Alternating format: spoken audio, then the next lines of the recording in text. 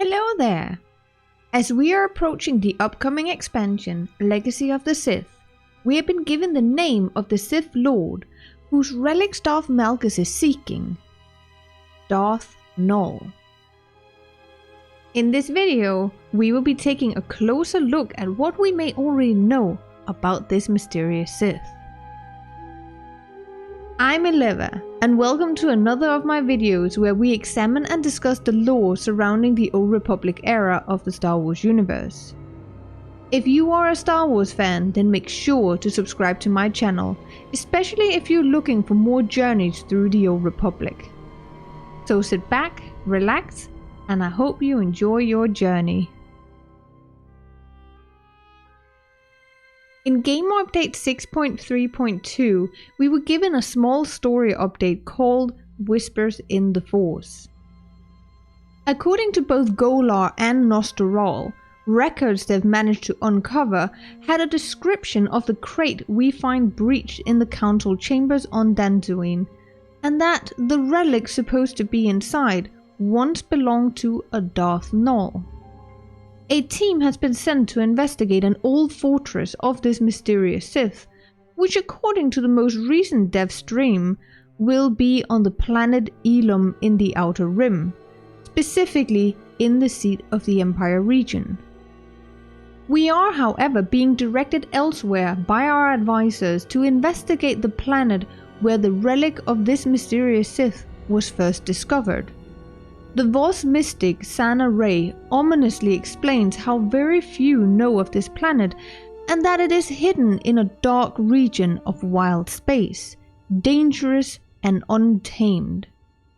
Sana Ray suggests sending someone ahead to this place, someone who knows the region, someone strong, Arkin. She finishes with confirming that she will have to prepare him for it, which could indicate he hasn't been there before. If Arkin was executed during Knights of the Eternal Throne, then the Force Enclave will handle it themselves. There does exist a character in Star Wars Legends known as Warb Null, who made a brief appearance in the comic book series Tales of the Jedi, The Freedom Nat Uprising. Whether this is the same character can easily be disputed. The in-game subtitle spelling of Null is with only one L, and at no point is he referred to as Darth Nul in the comic book series in which he appears. According to the Tales of the Jedi Companion Guidebook, Warb Null was originally known as Shas Dovos, a Force-sensitive human from Onderon, a planet that had once been ruled by Dark Lord Freedom Nad. Sometime before the Great Sith Wars, during Dovos' studies as a blacksmith, he ventured out into the wilderness beyond the Great Walls of Isis. He stumbled upon a treasury of darkside antiquities, and a particular artifact, a tome, caught his attention. He studied it for years, eventually turning it into an obsession without a care for anything else. His obsession was, without his knowledge, fueled by an unidentified Sith spirit who guided him in creating an ebon armor imbued with Sith magic. Upon finishing his work, the Sith revealed itself to the hesitant Dovos, proclaiming that without its blessing, he would never have found the tome, been able to decipher it, or finish his masterpiece. He was trapped, unwittingly creating his own prison. Dovos was renamed to Warb Null and fused within the armor to become a mindless warrior, used as a tool to serve as a guardian for the long-dead Freedom Nad, albeit for a short time. Warb Null was tasked with recovering the sarcophagi of Freedom Nad and Queen Amanoa, serving as a guardian and a commander of the Nadist cult. Freedom Nad was the apprentice of Naga Sadow, a pure-blood Sith living in exile on Yavin 4. After Freedom Nad had learned everything he could, he killed his master, scavenged the ruins for Sith artifacts, and went on a search for his own planet to conquer, Onderon, which he transformed into a tyrannic dynasty, exiling people out into the wilderness if they did not comply, whom eventually became the Beast Lords. Queen Amanoa was married into the Onderanian royal family to Omen, a direct descendant of Frida Nad. She was taught the ways of the dark side and became the sovereign of Onderon after Omen's health deteriorated. Master Arca Jeth, along with his 3 Padawans, Tot Donita and the brothers Ulic and Kay Keldroma, was summoned to Onderon, and after they were informed about her true nature, Master Arca defeated the Queen in the tomb of Frida Nad below the palace.